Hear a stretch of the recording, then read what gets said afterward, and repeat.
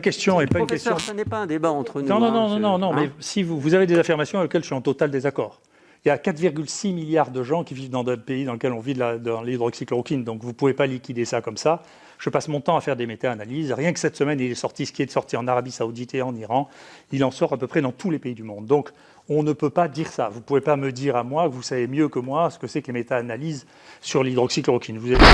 Vous ne nous aidez pas, là, dans notre tâche. Votre exposé est certes très intéressant, mais il ne m'aide pas à progresser de façon suffisante. Vous nous avez dit quelque chose de très fort. Vous nous avez dit qu'il y a une destruction physique de l'organisation des maladies infectieuses, si j'ai bien compris, à Paris, enfin en Île-de-France, mais j'aimerais que vous précisiez qu'est-ce que c'est que cette destruction, parce que il me semble, mais peut-être le démentirez-vous, alors j'ai vu aussi qu'il y a eu des polémiques là-dessus, mais il me semble que globalement, les patients qui ont été hospitalisés en maladies infectieuses en Île-de-France n'ont pas eu de perte de chance par rapport à ceux qui ont été hospitalisés en maladies infectieuses dans d'autres régions.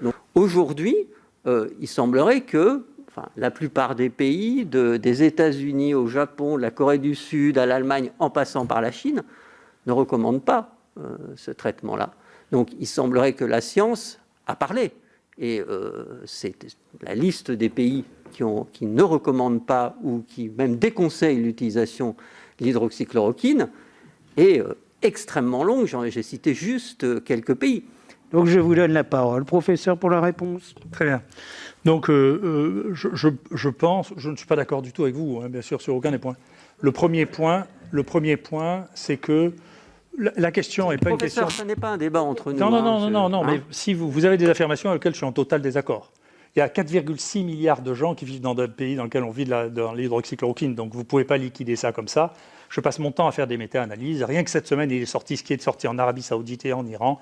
Il en sort à peu près dans tous les pays du monde. Donc, on ne peut pas dire ça. Vous ne pouvez pas me dire à moi que vous savez mieux que moi ce que c'est que les méta-analyses sur l'hydroxychloroquine. Vous avez une opinion et vous voyez bien qu'il n'est pas possible de faire une opinion. C'est le temps qui fait les opinions. Vous savez, encore une fois, si vous aviez demandé au départ à quoi sert la quatorzaine, moi je le disais à partir de février, la quatorzaine c'est un fantasme analogique avec la quarantaine, ça n'a pas de sens sur le plan clinique. C'est pas vrai. D'accord ?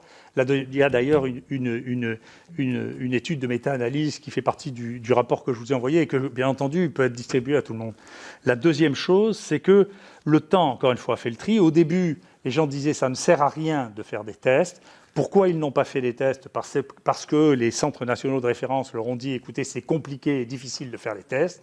Et une fois que cet embranchement était parti, il était extrêmement difficile de revenir sur cet embranchement. Extrêmement difficile. Et donc, c'est pas vrai qu'il n'y avait pas les réactifs, je l'ai dit, je l'ai redit, puis je vous le redis encore une fois si vous voulez. Les laboratoires vétérinaires ont écrit à peu près à tout le monde, y compris au conseil scientifique, pour leur dire qu'ils avaient de faire quoi ? 300 000 tests. Et les autres ne leur ont pas répondu, et nous, on a répondu, et on s'en est servi. D'accord ? Donc, vous ne pouvez pas penser que dans une crise comme ça, où il y a des opinions différentes, vous allez, par la magie du Sénat, faire que les gens vont être d'accord à la fin. C'est le temps qui trie. Le temps trie, et à la fin, on voit ce qui s'est passé. D'accord ? C'est à la fin qu'on voit ce qui s'est passé.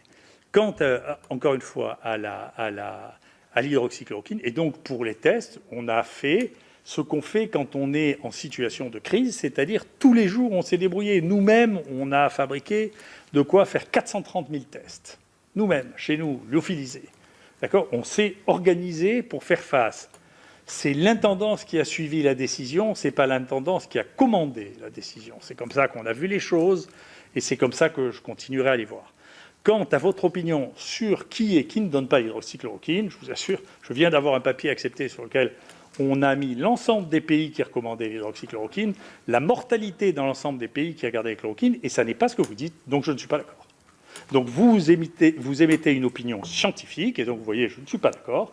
Et donc, que chacun fasse son métier, les vaches seront bien gardées. Vous entendrez deux échos, et le temps triera à la fin. On verra bien. Merci.